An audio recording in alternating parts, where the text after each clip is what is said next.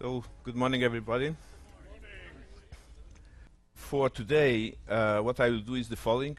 I will review the physics case for the LHC, making the bridge to the last lecture.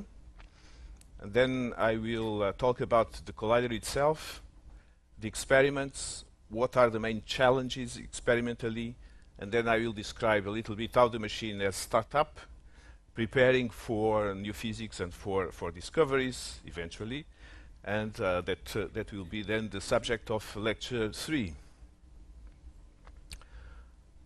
So the LHC physics case, this is something that was set up in the 80s, such that proposals were made to the CERN Council, that is the organization that decides upon projects done at CERN. So they finally had to approve the construction of this machine. So we had to make the physics case for it. So we knew, I told yesterday about the standard model. This is a table with a form different from what I've been shown, but essentially it has the same thing. So on the left, you see the particles of matter, so the quarks and the leptons. You see that there are 3 families, these 3 columns. Each column has 2 quarks and 2 leptons. The first column is what is needed to make the matter as it exists on Earth, and the other 2 columns are 2 replicas of the first one that we don't understand very much why they exist, but they do. These particles appear in accelerators. Now on the right side there is exactly the same thing, but it's the antiparticles. So each particle has an antiparticle. I've told that electron has the positron as antiparticle, but the same happens to all the others. So normally we take that for granted and we don't talk too much about the antiparticles.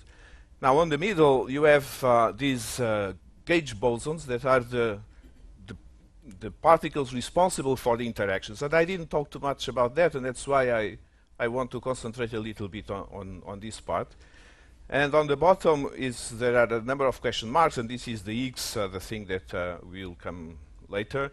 And of course, this is a table, but behind the table there are mathematics, and this is an equation that summarizes the content of this table. So is the kind of the Maxwell equations now for the standard model of particle physics.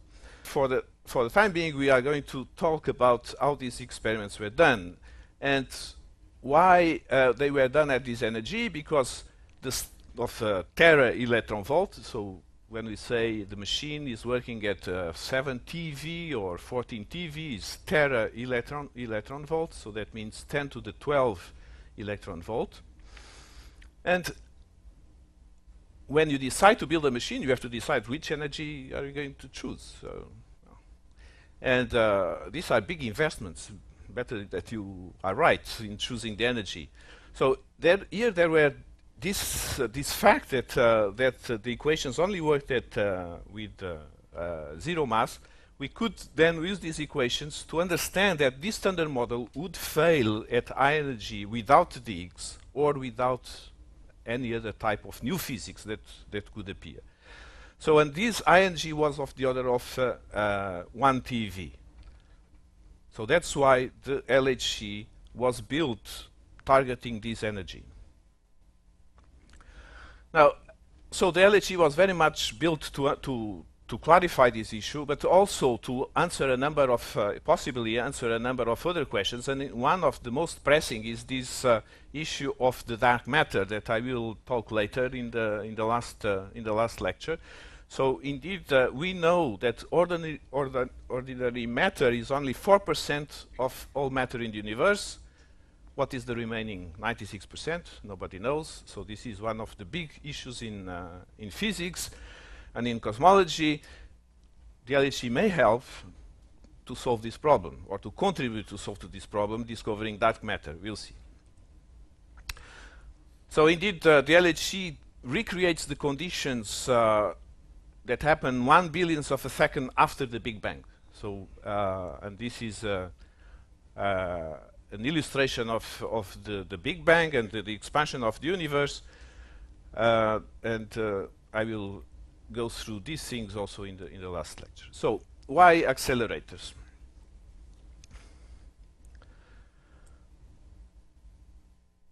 So how do we see an object? We see an object because we have light, the light is reflected in the object, and then the light comes to our eyes that behave like a detector, and our brain behaves like a computer, and a very good computer by the way, and reconstructs the image.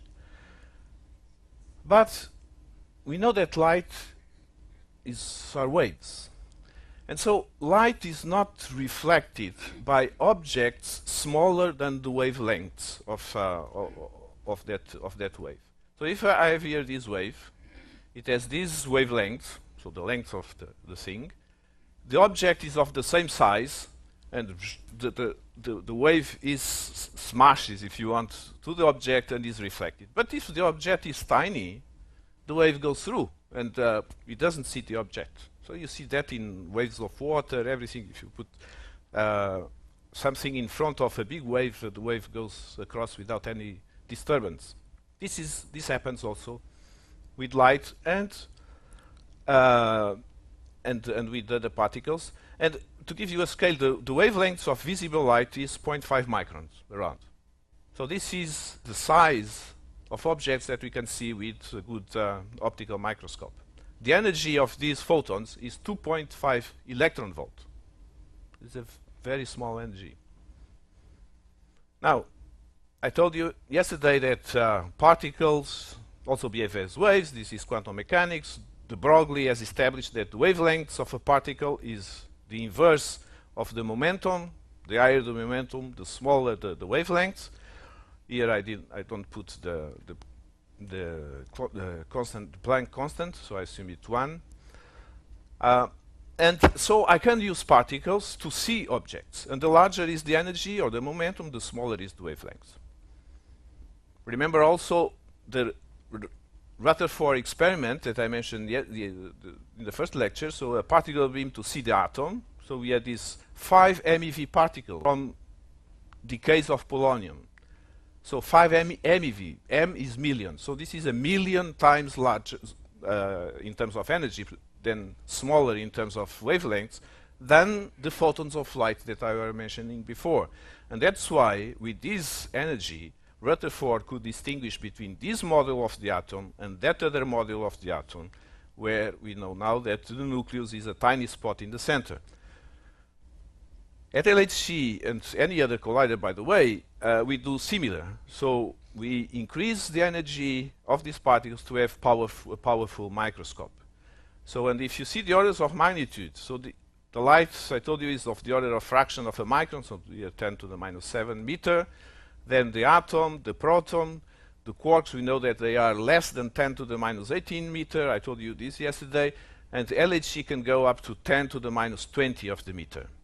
So between the optical microscope with a typical energy of 1 electron volt and the LHC, I have 10 million times more resolution power. So this is a powerful microscope. Now the second aspect why we want accelerators, I already mentioned that, is energy equal mass times c squared. Mass. So what happens here is that the energy is transformed in mass in the accelerator. It's just the opposite of what happens in power nuclear reactors, where mass is transformed in energy. This is what we do to produce energy in a nuclear reactor. In the accelerator, we do the reverse. We take kinetic energy and we transform it into mass. So, of course, and if you want to produce particles that are heavy, I need to have energy. So, the scale of the energy, I mentioned it before, so it's 1 electron volt is the energy of 1 electron accelerated in this voltage drop of 1 volt. So here I have two plates. They are charged. The difference of voltage is 1 volt, and an electron is accelerated there. So the principle is the same in the accelerator, only that the particle, so this voltage is located in some point of the ring, and the particles cross this region many times, and each time they cross, they get some additional increase of energy. But they get each time 16 megavolt. So sizable energy each time.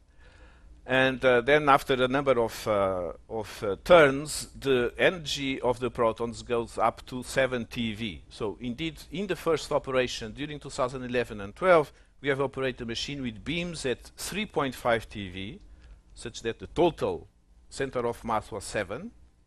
And in 2 years from now, we'll move to beams of 7 TeV energy, so that the total will be 14. So just to not to be confused with these numbers. So now, which type of particle is another decision. So the energy has to be of the order of TeV or larger. Which type of particle? Because people have built colliders with electrons, colliders with protons. So we have decided to use proton-proton collisions, because this was found to be the easiest path to explore a new energy domain. So to reach this 1 TeV with electrons would be very hard to reach 1 TeV. And also this would give very large luminosity. Luminosity is a very important quantity in the accelerator that is proportional to the intensity of the beams. How many particles are in the beams? How many collisions per second I can make? I have to make many, many, many collisions if I want to find rare processes. Because all the processes that we are looking for are very rare, as I will mention in a moment. So this graph here is interesting because it shows the energy of colliders as a function of time. And you see there are many machines that were built in the world essentially after the war.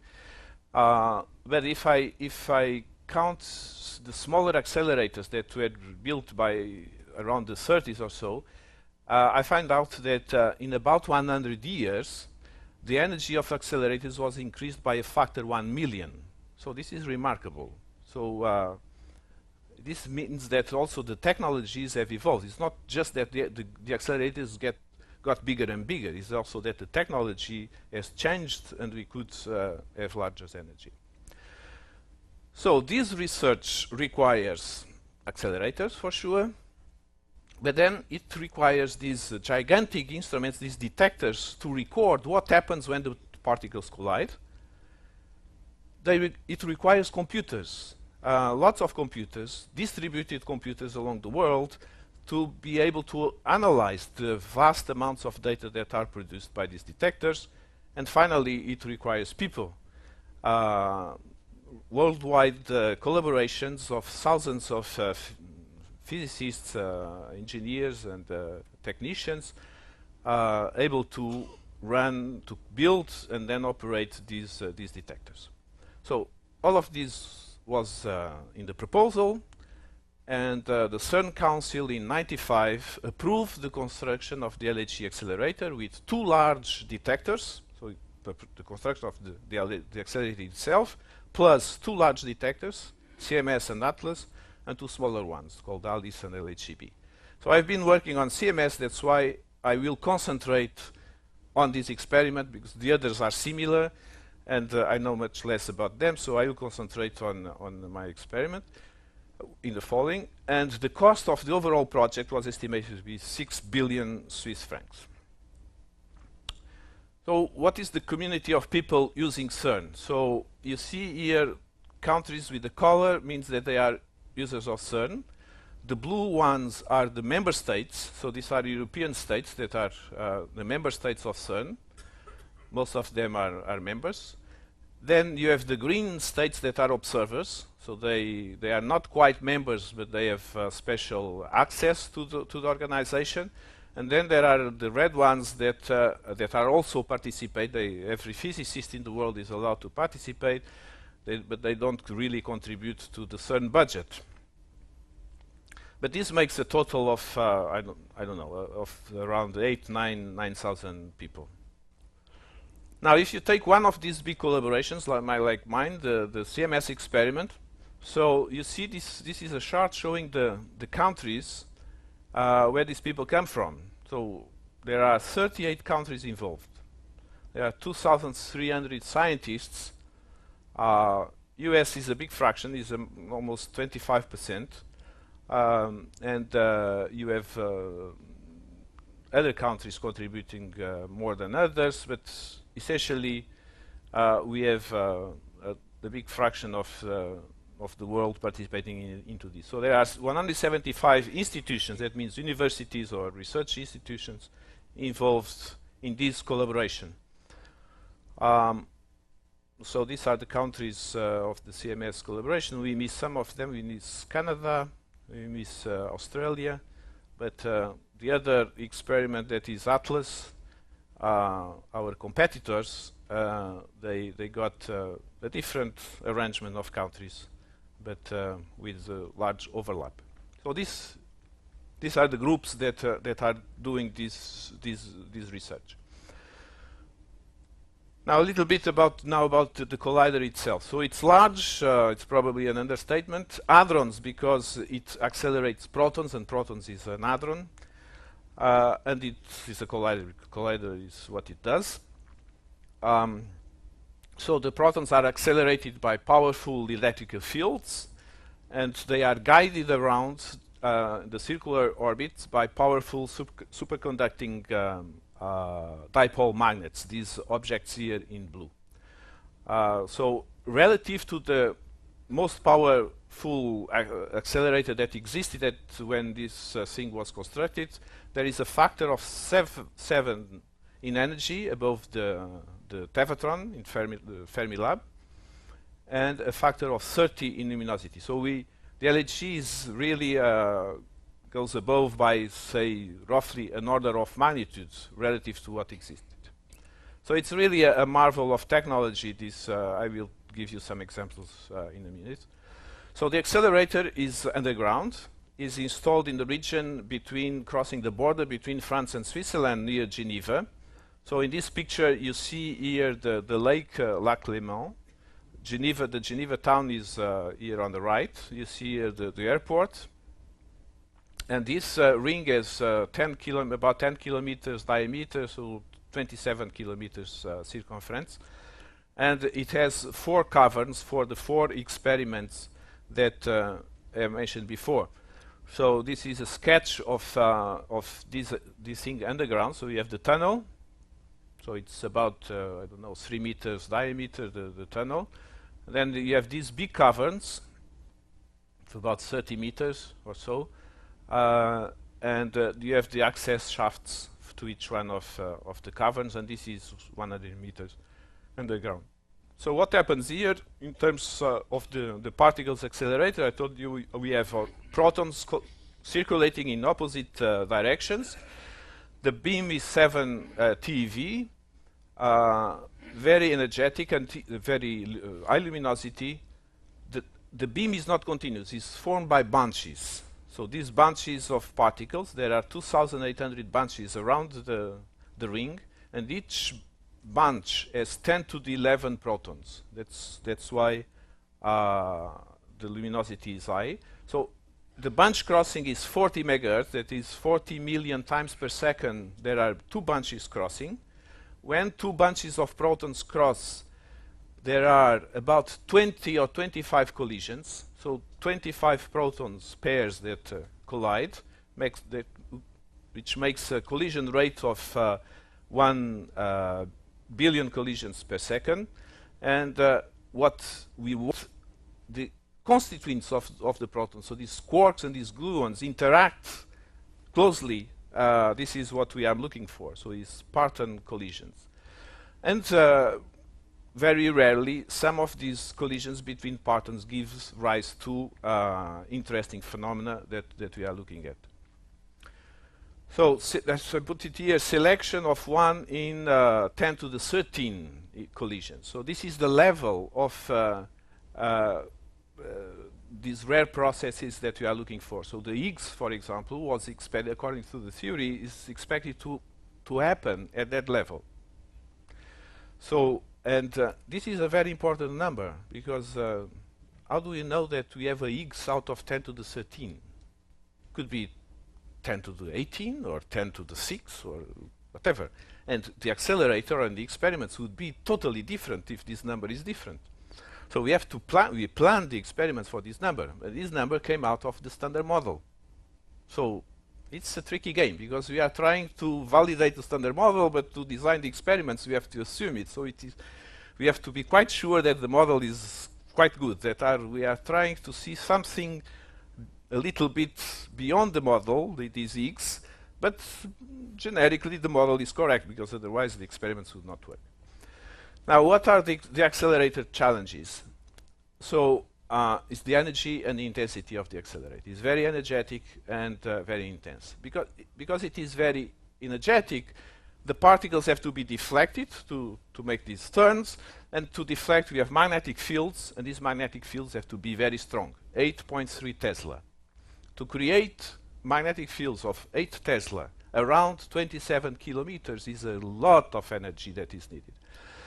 And so to make the thing possible, we have to have superconductivity, so that the amount of energy necessary to bend the particles is reasonable.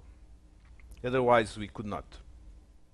So, okay, so we have to have superconducting dipoles, and that means very low temperature. The temperature that to have liquid helium is 1.7 Kelvin, so close to the absolute zero in temperature, minus 271 degrees Celsius. Very high intensity of the beams. So many bunches, many protons per bunch. So if you add up all the energy of these protons, each one is the energy of a mosquito, I told you. But altogether, the stored energy per beam is 350 megajoule. This is the energy of a train of 400 tons at 150 kilometers an hour. So if this beam goes in a wrong direction, it can really create some damage. So the machine is huge, so 27 kilometers. There are 2,000 of these dipoles. Each one is 15 meters, 33,000 tons of cold mass. So all these magnets have to be cold. And so we have to distribute this liquid helium around the circumference, and there are about 100 tons of liquid helium needed. The power consumption of the accelerator is 120 megawatts. So this is the same as the power consumption on the region of Geneva. The town of Geneva, it's a small town, but it's quite some energy yet. So this is a drawing of the superconducting magnetic dipole. So it's 15 meters long. So it has a number of things. So you have two beams. One goes in one direction, the other goes in another. So these are these two. The beams goes here, one here, the other we don't see it very well, but they go in opposite directions.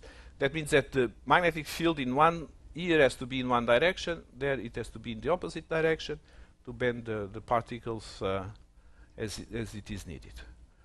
So this is a picture of this magnet. So we have 2,000 of those, so you have to test them, of course, there is lots of collaboration with industry. So these objects were produced by industry, following the design of CERN.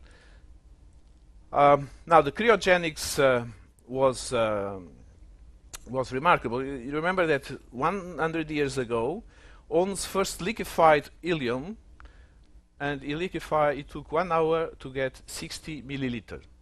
Now today at LHC, they produce 32,000 liters of liquid helium using these big cryogenic plants in the same hour. So we went a long way since that time. So this is a picture in the tunnel. This is close to the interaction region. So this is the tunnel. Here is in one of the dipoles. Here there are other magnets, so at the end of this part of the tunnel starts one of these caverns. So the experiment is behind this wall at the end here of this part of the tunnel. So the beam is inside, and these other magnets are there to focus the beam in the collision point. So there are other types of magnets. There are quadrupoles, there are sextupoles, there are a number of, it's a kind of optics, but optics with magnetic fields to focus the particles in a tiny spot where the protons will interact. So this is the region where the protons are accelerated. So this is the this voltage of 16 megavolts that at each turn increases the energy of the proton. So this is a radio frequency cavities. These are inside these cavities that are electrical fields, electrical waves in phase with the particles. When they come, they are accelerated like a surfer in a wave in the beach, and that's how we get the particles accelerated. So this is an early photo. Here you see one of the dipoles, and this pipe here is for the cryogenic distribution, and every 100 meters the liquid helium has to go to inside the magnets to cool the magnets. So these are these connections. It's quite empty inside the pipe. So the pipes are somewhere here. So these are pipes where the protons circulate, and inside these pipes that are a few centimeters in diameter, 3 centimeters diameter or so, we have to have vacuum. And the vacuum is 10 to the minus 13 atmosphere. Is lower than the vacuum on the moon. Why we have to have vacuum? Because we want these protons to circulate without interacting with molecules of air or other gas inside the pipe. It's very cold, as I told you, 1.9 Kelvin with these 100 tons of liquid helium, and it's hot at the same time because when you get a collision in this tiny volume, not in a big volume, but in this tiny volume, the temperature is 1 billion times hotter than the center of the sun. Now, so this is the accelerator. So now we have hot collisions, and what we do with those. So we have decided to build, or CERN Council approved to build two big experiments. They are called CMS, Compact Muon Solenoid, and ATLAS. Apparatus something, I don't remember what it means. But these are general purpose detectors. It's to measure whatever is produced in the collision. So we don't know, it's a machine to find new phenomena, so better to be prepared for everything. So it should measure everything that comes out from this collision and make the physics new physics. There are other two smaller detectors, ALICE and LHCb, that have very specific physics program. I will not talk too much about those. So it's huge. These are certainly the largest, most complex detectors ever built. So this is a photo of ATLAS. This is a photo of CMS. You see people, the size of a person is there. So to give you the scale. And these experiments have a similar structure. They have this structure in layers that you appreciate in this drawing. Each layer being specialized in the detection and measurement of a given type of particles. So what are the particles that come to the detector, that arrive to the detector? These are the stable particles, those that do not decay or that have a long lifetime. So photons, electrons, muons, quarks. Quarks manifestate like jets, as I mentioned before, and neutrinos do not interact in matter. We see them as missing energy. We make the balance of energy momentum, and we see, well, there is here something missing. There was a neutrino escaping the detector.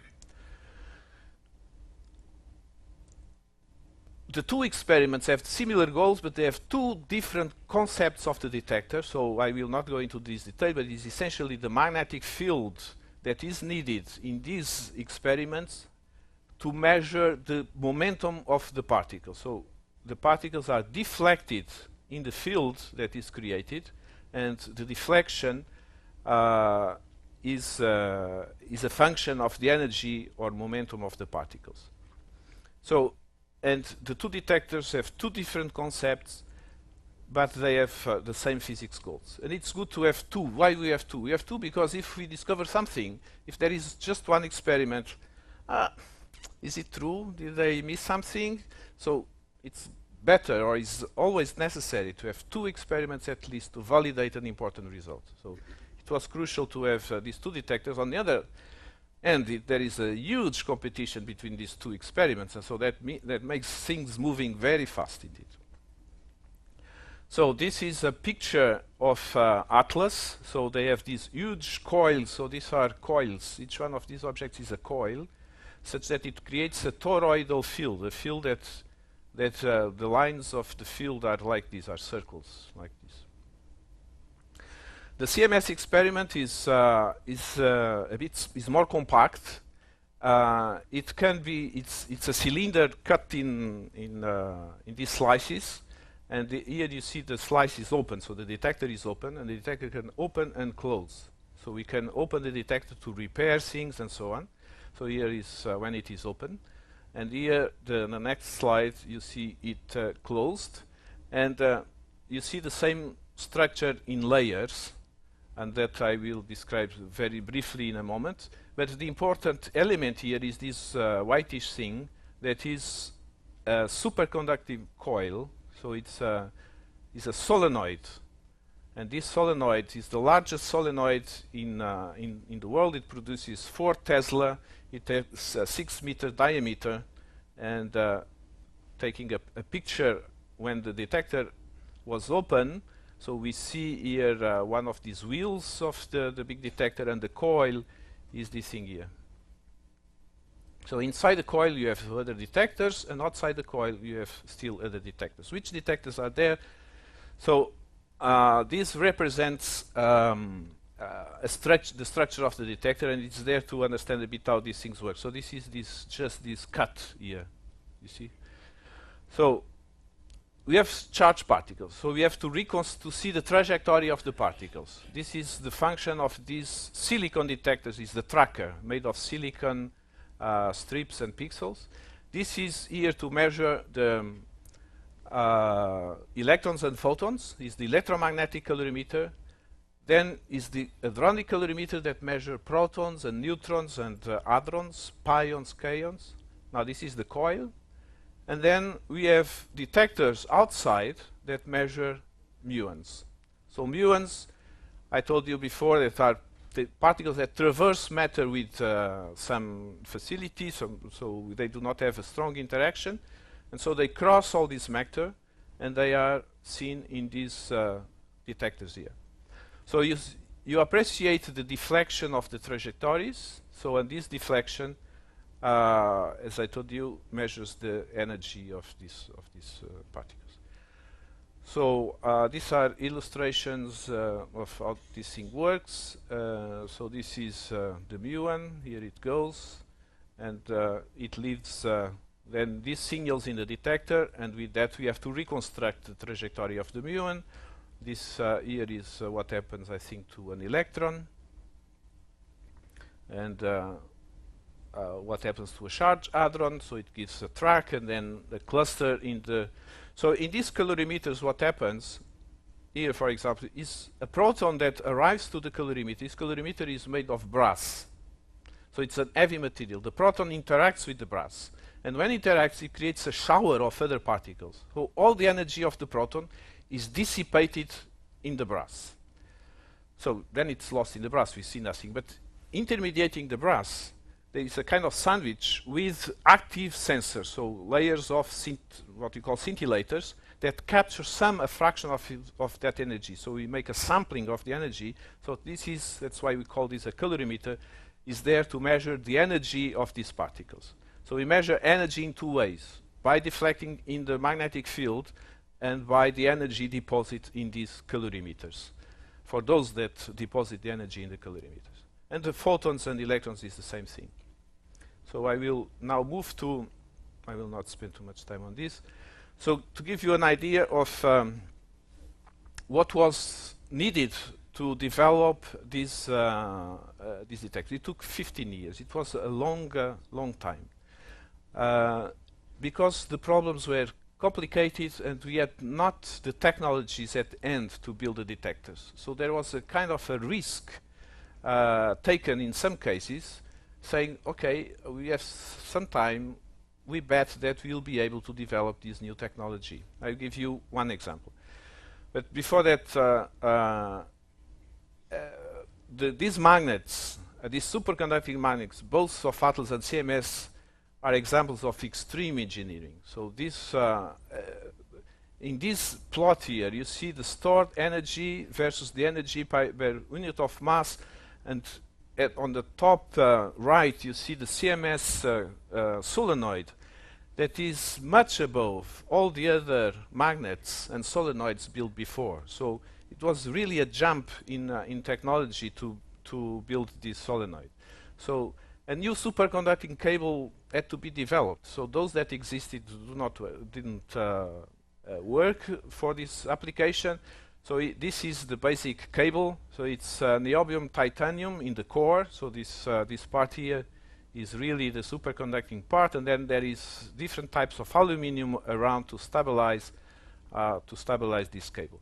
With this cable, you have to make coils, real coils. So here you have the cable, and you have 4 of these coils, and the coil is 13 meters long, I guess.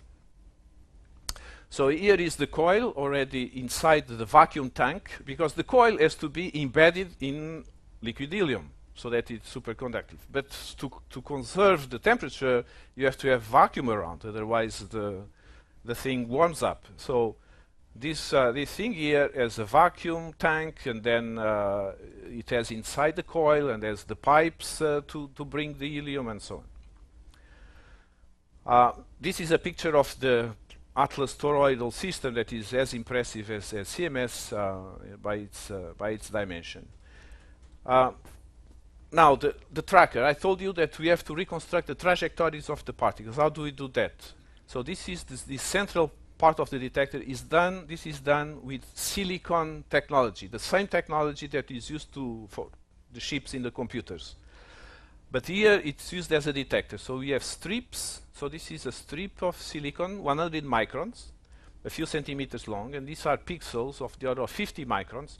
And what happens is you have a charged particle traversing this strip or this pixel. It gives a tiny electrical signal in that sensor. And we have 200 square meters of silicon sensors, and about 11 million strips and 66 million silicon pixels. So that's why we can reconstruct very well the trajectories of the particles. It was a big enterprise to build this thing, a very complex engineering project. So here you see you have different layers, because to reconstruct a trajectory, the particle is produced here, it goes out. You have to have several points to reconstruct the trajectory. That's why these layers. You have plenty of cables. The thing has to be cooled. You have to send power to it, and so on. You have to read the data, and this is how the final object looks like. These are the sensors itself. The sensors have to have electronics to read to digitize these pulses, and then to send these digital data through optical links outside the detector. And so you have 35,000 of these chips, and these chips were built in a special technology developed at CERN to be resistant to radiation. Because all these objects inside the detector are under an enormous flux of particles, and so radiation. So they have to resist radiation. So this was another challenge to this. So the tracker is tested. So here you see a cosmic muon, and so the tracker is in the laboratory, and this is the type of, you are testing it, and then you acquire data, and you can reproduce in your computer these images, where you see the several dots of interactions in the silicon strips and pixels, and then you direct a track. Now another interesting detector that we have used in CMS was to measure the energy of electrons and photons. How do we do that? We have crystals, this object that is here.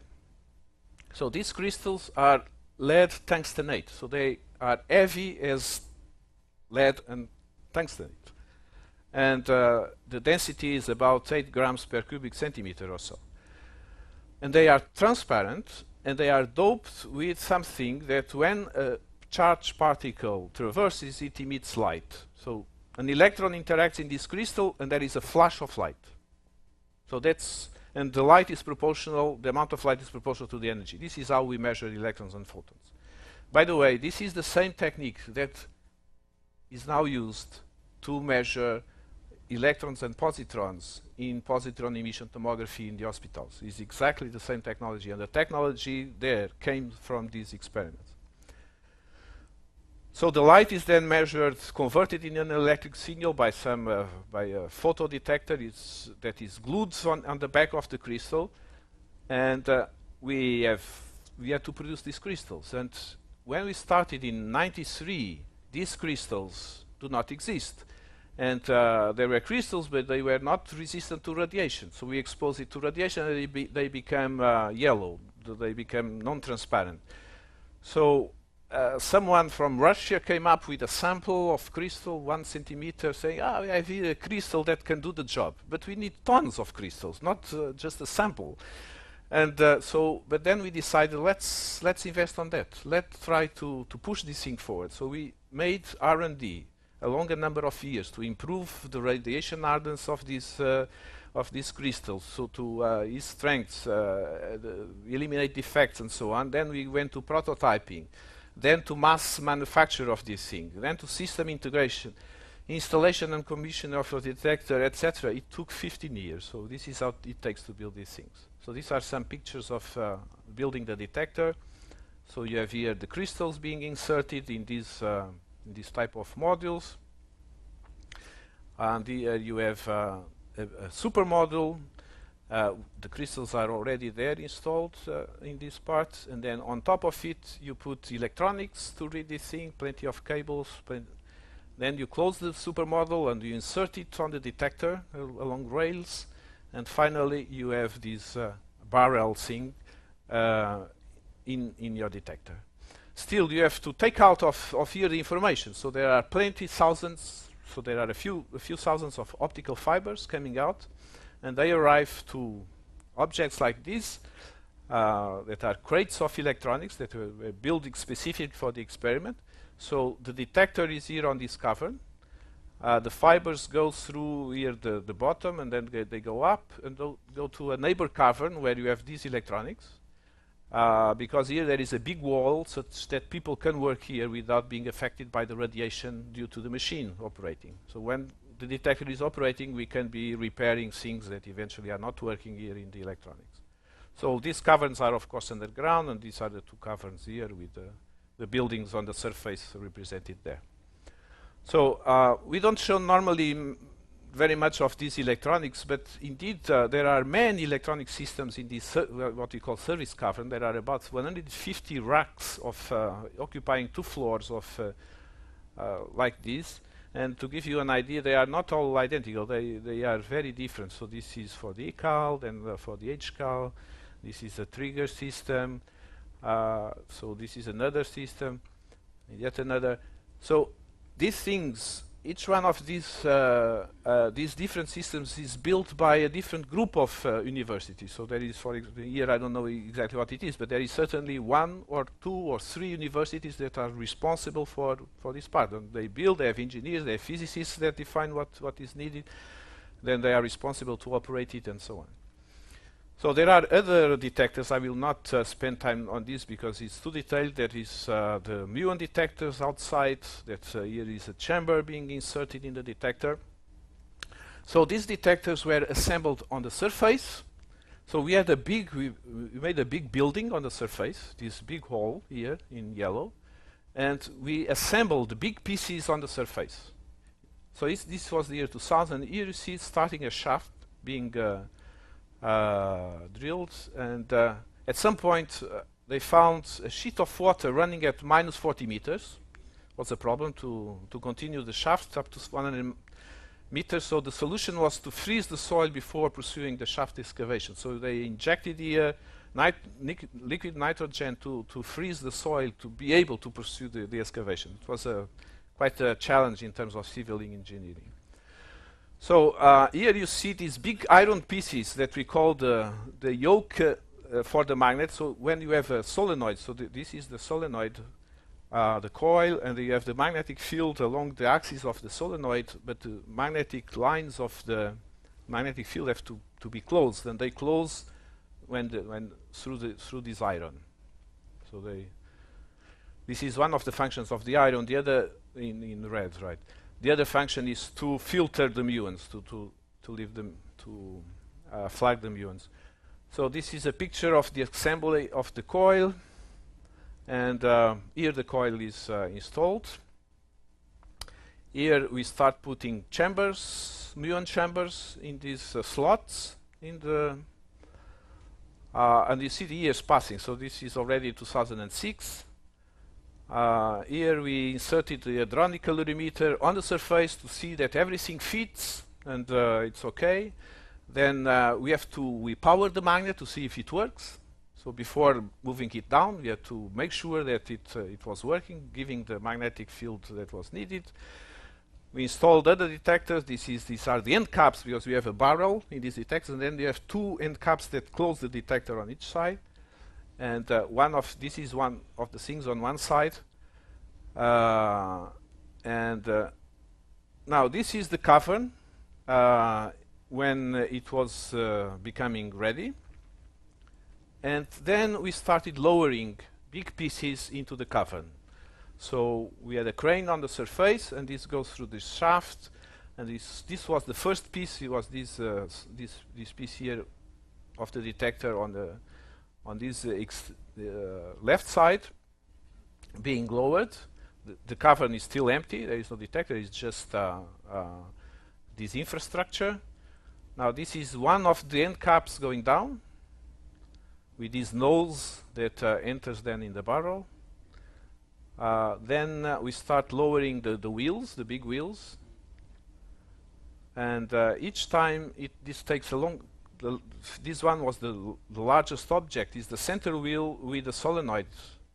So we started at 6 a.m. Lowering it, and 8 hours later it arrived in the bottom in the cavern, and. Here we started to install everything. There are lots of piping, cables, optical fibers. You have an example of this thing. Then we moved the inner detectors, the tracker and the calorimeters down, and we inserted it inside the coil. So this is the insertion of the tracker. You see all these white spots that are spots for the alignment, so that the survey team can measure and be sure that the detector is exactly what we want it to be. Remember, these strips had pixels 50 microns, so this is the precision that we need to track the particles. So these things have to be very well aligned. Now here the detector is already ready to be closed. Now we are going to push, so there are air pads below these big pieces, so that we put air in the pads so that it raises the detector and then it can be moved. And here we start closing it. We have these nose that should get in this hole here. So we are a bit afraid that the nose was a bit down because of the weight, but finally it went very smoothly in without problems. And finally, we had the detector ready for beams, and this was in 2008, September 2008. And meanwhile, while a number of people were building this thing, testing and so on, hours and hours of work, others were preparing for discoveries, developing software, and in particular simulation tools that simulate proton-proton collisions, such that we can predict what will happen in the detector. So I will not describe all this work because it's an enormous work, but it describes everything. It describes what the collisions will do using the standard model, then describes the particles that are produced, how they interact in the detector, traversing the sensors and giving signals, etc., and finally producing data as it was real data from the experiment. And with that, you can test your analysis methods to see if you find what you have put in the simulation. So this was done in parallel. It was a long work. When the data came, we would be ready. So as you understand, there are many challenges. One of them is the very high collision rate. So this accelerator, we knew we could predict what would be the rate because you had measurements done at lower energy, so we knew that the rate, what it would be. There were also measurements from cosmic ray data, so we knew that it would be a very high rate. And this is what we needed to get the Higgs. This imposed bunches very close by, much closer than what was done before. So these are the previous accelerators, and you see the bunches were much more spaced than here. Here at LHC they are 25 nanoseconds apart. For the first time, normally if you have two bunches crossing, the things are done that you have one collision. So you study one collision. That's already complicated enough. Here, because of the large intensity, each time the bunch is crossing, there are about 20 collisions. So, and they pile up on the detector. So on the detector is like a photograph machine. It takes a picture of 20 collisions. So instead of, this complicates a lot, because now you have to disentangle not just the products of one collision, but of 20. And this is another nice, colorful photo of these 20 or 30 collisions. Now, another difficulty that I already mentioned are the high radiation levels. So these are the doses. So the doses are especially important close to the beam. Outside, they are not so much. But this is what implied to develop technology resistant to radiation. We have to take out the data out of the detector. This is the function of the data acquisition and filtering systems. It's, I told you, this is like a 100 megapixel 3D digital camera, taking 40 million pictures a second. Each picture is a megabyte, it's not so much, but the picture is taken in 500 different parts, and then the picture is put together using a kind of, using indeed a telecommunication switch. So this here we have used technology from industry, and finally we have a computer, or thousands of computers, if I would say, to analyze these collisions and to select those that are interesting. So we make all these 40 million pictures, but we just select a few hundred to store on disk. And this is done in two steps with the dedicated hardware processes and then with computers. The photo of the computers is here, so this is all the computers to do this filtering. There is some risk here because I'm selecting out of 40 million a few hundred. So those that are not selected are lost forever. It's information that is lost. So if there are new things on those that I rejected, new physics, I'm in bad shape. But fortunately, it went well. So this data is then transferred to all over the world through a computing grid. So we have a large number of computing centers in particle physics institutions, and what we did is we knew that it was impossible to have in a single place to have a computing center with enough power to analyze this data. So what we did, well, we have all these institutes in the world, each one has a computing center, let's connect them together. So that's what we did. CERN had invented, so in the 90s, this World Wide Web that provides seamless access to information. So now everybody is using it. The grid is an infrastructure that provides access to computing power and to data storage all over the world. So there are about 100,000 processors in 34 countries, very high-speed links moving the data around, not only in Europe, but very much to the US and also to Asia. And in the last 5 minutes, I will just give you a flash of what we did when the machine started operating. So the first thing is to make sure that the detector works. Before discovering anything, we have to be 100% sure, or more than 100%, that the thing works, because we can find strange things that has nothing to do with new physics. It's just that the detector is not working there, or there is a fiber that is not transmitting information, or there is a power supply that doesn't work. There are many possibilities of failure. So we have to be very, very sure. So we started in 2009 taking proton-proton collisions. This is the first collision. This is what we call event display. So this is a single collision. At that point, the intensities of the beam were low, and we had just one collision per crossing. And this was the first. This was one of the first collisions with these jets of particles. And then we started looking very much to this screen. This is the screen from the accelerator. And we, in the experiments, wait the people from the accelerator to provide the beams. So I show you this plot to indicate the time scale of these things. So the machine is filled with protons. Once it's filled, the energy is raised up to the plateau of energy, and then the beams stay there for about 10 hours. And this graph here gives the intensity of the beam. So the beam is decreasing in intensity, going down because particles are colliding, so particles are lost.